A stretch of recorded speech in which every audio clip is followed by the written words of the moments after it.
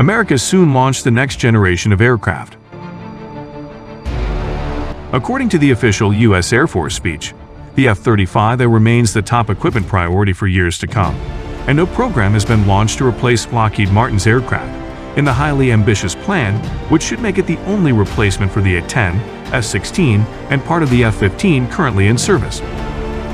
As for the Next Generation Air Dominance Program, or NGAD, Air Force, it is expected for the middle or the end of the next decade to replace the F-22 Raptors, which will then reach their age limit. For the U.S. Navy, the discourse is more or less the same, since the NGAD Navy program will not enter service before the second half of the next decade, to replace the F/A-18E/F Super Hornets currently in service. Under these circumstances, which device does the contract with the Raytheon missile referred to for the AIM-120 AMRAAM medium-range air-to-air missile, which lists devices to implement the missile, including the F-22, the F-35, the F/A-18E/F, the F-15, and the F-16, as well as a new next-generation platform that would enter service by 2029.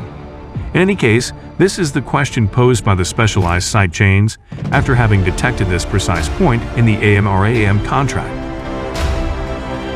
If you enjoyed content like this, please go ahead and like and subscribe to this video because I appreciate all your support.